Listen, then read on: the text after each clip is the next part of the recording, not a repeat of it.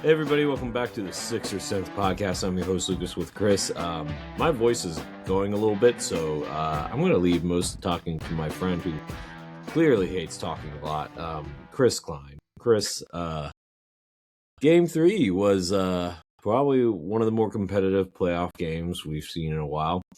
Good back and forth. Ultimately, the Sixers lose 106 to 108, 100. No, sorry, my bad. 108 to 100. As you guys can see, I am not feeling the best.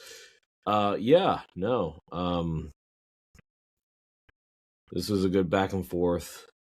Both teams pushed. But in the end, Chris, what are your initial thoughts on this? Yeah, Lucas. This was a tough one. Pretty classic example of the Sixers getting beat on the glass in key spots, getting beat at the free throw line. I'm not a ref complaining guy. There were some unfortunate momentum calls in Boston's favor, but that wasn't really the issue. 31 for Maxey. He was awesome in this game. Like, he's stepped up to the plate in a big way, like he normally does. Yeah. 18 for Paul George. I thought he was really good, honestly. Not like an explosive scoring night, but made a lot of good plays, played some really solid defense on Jason Tatum and others. 17 for Oubre. 10 points, 10 boards, 5 assists, 2 stocks for VJ Edgecombe, but 5 of 17 from the field, 0 of 7 from 3. Kind of a predictable come down after that awesome game 2 for a guy who is worth remembering. 20 years old, rookie. Can't expect massive shooting nights every night from him. Yeah. Yeah, like you said, this was a really fun game, I guess, if you're if you don't have loyalty towards either team. I'm sure this was a really, really entertaining game to watch. Yeah. For me and you, it was quite stressful and Oh yeah, definitely stressful. At times irritating, but Oh yeah. 25 apiece for Tatum and Brown. Tatum had the big 3 to steal it off of an offensive rebound, which is just how you would write it up if you're writing a Sixers script at this point, unfortunately. You mentioned Bona and Drummond. 12 off the bench, 6 boards for Drummond, 10 points, 5 boards, 3 blocks in 22 minutes for Bona. Bona fouled out. It was a +9. This was like a good Bona game, but also a very frustrating Bona game. You saw the very high highs and the very low lows of his decision making and his athleticism.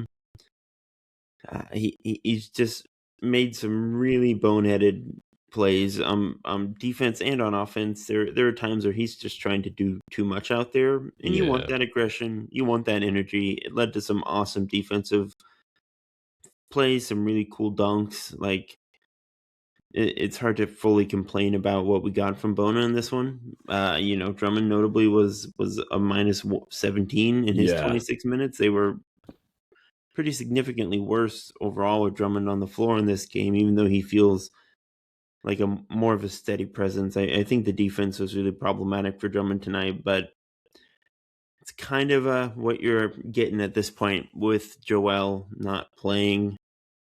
Do we want to kind of start there, Lucas? Well, yeah, I mean, Joel did practice, was doubtful, which means, let's be realistic, he wasn't playing. But look, I mean, this is about as good as you can hope for them. And Drummond was key down the stretch, trying to bring it within several. He was actually, him and Maxey were both caught off by that pass fake by Vooch that eventually led to the Peyton Pritchard 3. Look, you expect this from VJ to come back down to earth. They definitely went to Paul George late in games, and look, I think for the most part, it actually, Drummond got like 6 points, 6 or 7 points, based off of just Paul George, attacking the rim and then dumping it off to him, whether for a dunk or for a 3-pointer. So look, I think there is some positives there. At the end of the day, though, the Sixers have a problem with rebounding. We've talked about it all the time. Two of our Dominic Barlow, arguably our only other playable, big, didn't play in this game. Just to note there. Maybe he deserved to play, maybe he didn't. I mean, look, you play Paul George 41 minutes, you play Kelly 40 minutes, you play Maxey 40 minutes, you play VJ 40 minutes, and honestly, you kind of need to play all those guys all those minutes. Like you said about the refs, yeah, there were definitely some calls that could have gone either way. Definitely some ticky-tack stuff. It is what it is. They didn't affect the game down the stretch. When it came down to it, at the end of the day, I think this game really could have gone either way. And look, I think part of it goes back down to better coaching. The Celtics team in general has been together longer than this Sixers team, and they're healthy and we're not. Yeah, that's the thing. I said this before the pod. If Joel plays this game, we probably win this game. Even if we get like 60% Joel, I think you still probably win this game. We'll see what happens in game 4. Obviously, this could be tied up 2-2 after that game 4. We'll see. But yeah, look, center play seemed to be, even though like the stars are on the perimeter, center play was a big to do in this matchup. Nemes Keita also had 5 fouls. Vooch had 5 fouls. Bona had 6 fouls. Drummond had 3. So like that's and you would think that centers don't play a big part, but they did. Not just in the ticky-tackness. By the way, I need to call out Drummond and Kelly for doing some stupid stuff in the third quarter. Come on, guys. Do better. Be better. Stay farm. Yeah, all that yeah, stuff. yeah. Drummond had that little exchange, that weird kind of off-ball push with Yeah. Keita that got him a tech. And then I think the most egregious, like on the refs front, and I don't want to belabor the point because this is not a ref issue, but the Jaylen Brown elbow to the groin of Paul George. Yeah, that's crazy. Yeah. There's a clip going around Twitter of when James was ejected for that pretty much the same play a couple of years ago in the playoffs against Brooklyn. Frankly, I thought Brown's was more egregious than what James did. I'm not saying he should have been ejected. I don't think James should have been ejected. Yeah. But that should have been, a tech, a flagrant foul. Not that, again, that probably doesn't swing the outcome one way or another. We'll never know. It's a butterfly effect theory that, we can have that conversation at a different time. But look, this was a really close game. Boston didn't score more than 30 in a quarter once. Like, this was a real defensive battle. Boston had a early flurry of threes, which we should have expected after last game, and Philly didn't let the landslide get started, and they kept it close. So there are a lot of positives to take away from this game. You are battling uphill by definition without Joel. Maxey again was really, really good. They kept in this right to the end, despite VJ not being able to hit, the ocean from the beach. So there are positives here. Their defense was really solid for the most part. There were a few breakdowns and irritating open threes down the stretch there, but Kelly deserves major credit for the work he's doing. Paul George, again, I really want to give Paul George his flowers, given just the expectations coming into this season and even this series. I think Paul George has given Philly some really good stretches here against Boston. So a lot of guys who deserve credit. VJ was awesome on defense, even if the offense wasn't going tonight. The energy was there. Yeah. He made some really important swing plays on defense. So there are positives to take away here. I think the fact that this game was so close is a testament to how well Philly played. I mean, Boston is a really quality team.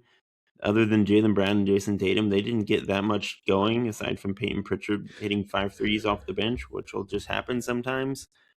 The Vucevic, they really found a weak spot there. They got Keita in foul trouble, and Vooch just could not guard in the pick and roll, and they really went at him. So credit to Nick Nurse for finding those sorts of matchups. I think this game at the end was really just like Tatum and Brown were awesome in the clutch. Really, Tatum.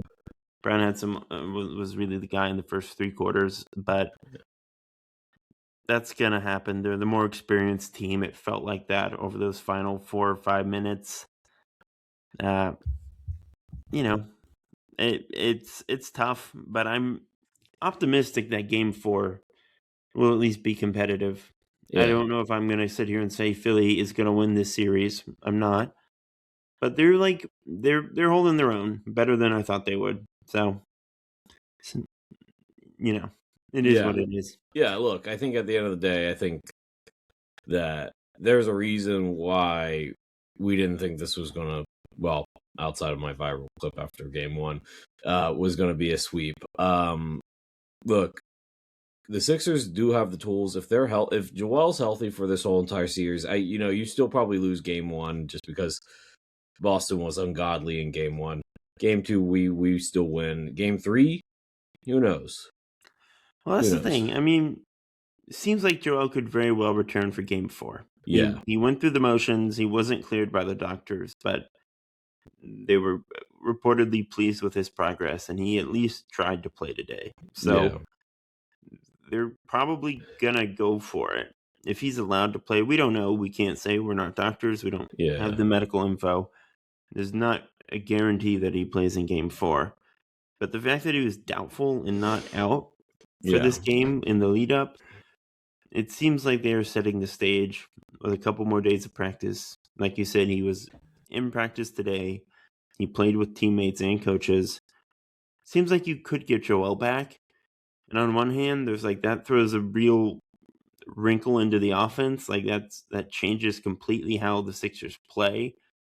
But then again, Boston is really 2 dudes and a pretty weak supporting cast at the moment, which we've kind of known all year, but they've just played so well and cohesively. But Philly's not deep, but they have real talent, 5 or 6 deep, that Boston can't necessarily match if Joel comes back and he's playing like Joel, which is not a guarantee.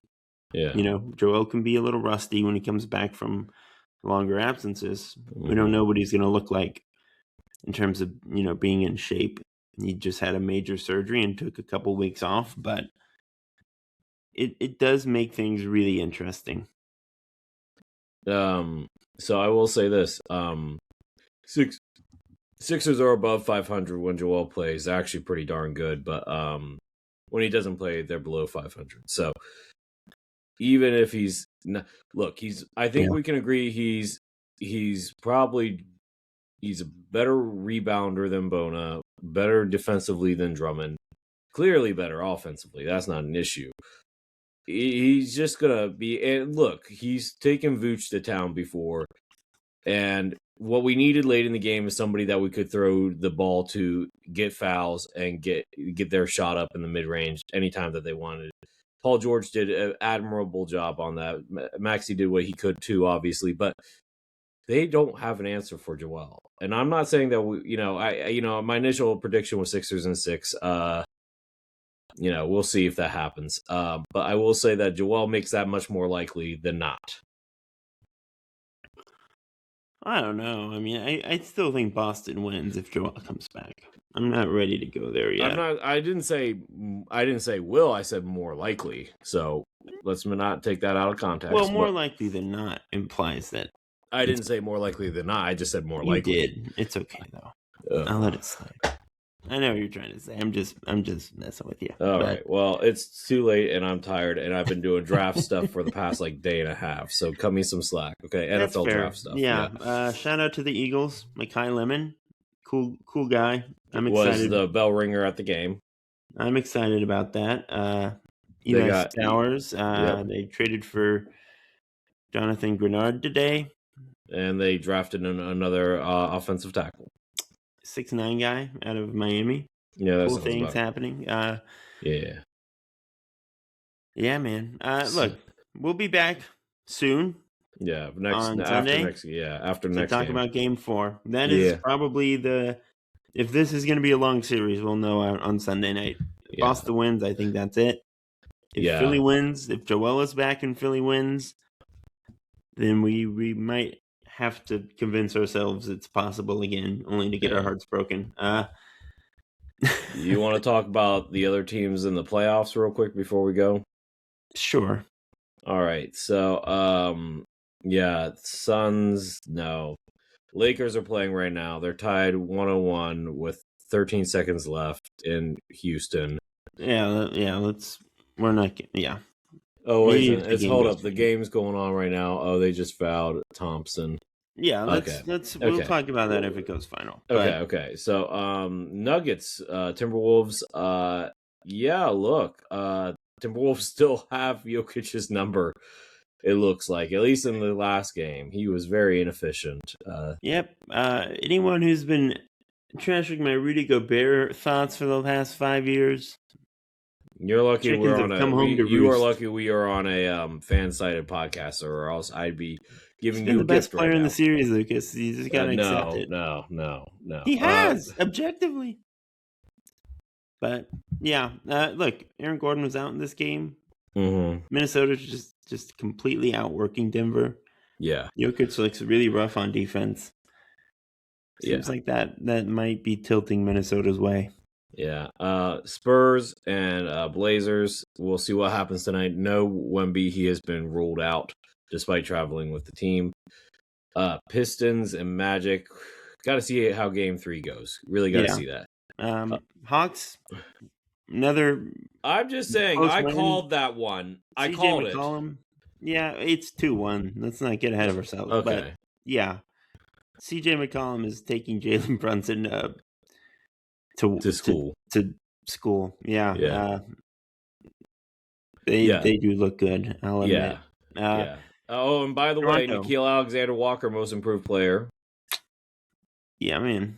Good for him. Well deserved. 126-104 Raptors in Game 3. Yeah. Trying to make things interesting. The Raptors just needed one game. Who was their best player?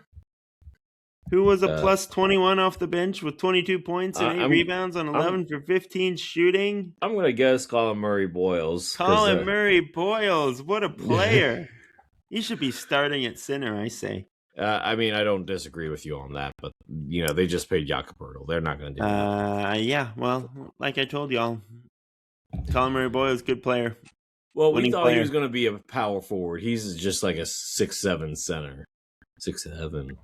But no. Well, I don't care what position he's lining up in Toronto specifically. Good player. All right. That's all I'll say. And then, oh gosh, this is a nail biter. Oh, LeBron James for the win. Nope, overtime. Okay, well, we'll talk about this game on the next episode. Probably. So I think Cavs gave up one. I think they get the next game. I'm not worried about it. I agree. I think this was an outlier shooting night for the Raptors. Yeah. Honestly, the Magic Pistons series is a coin flip for me. I don't know yet.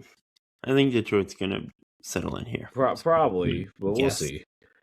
We still haven't gotten a Jalen Duren game yet, so we'll see. But it's true. Yeah, the Knicks look really, really shaky. I think the Knicks might be cooked, if not in this series, in the next. Mm-hmm. Regardless of who comes out of Sixers, Celtics. Yeah, the Knicks. Look, Maxey and Edgecombe are gonna really take VJ. If CJ McCollum's doing it, good luck with Maxey. Yeah. If we somehow, come out of this series, and Joel's healthy against the Knicks, they don't. We've played the Knicks pretty tight in the past. I think this might be a year where if we're somehow healthy and in the second round, which we probably won't be, I think we could do that.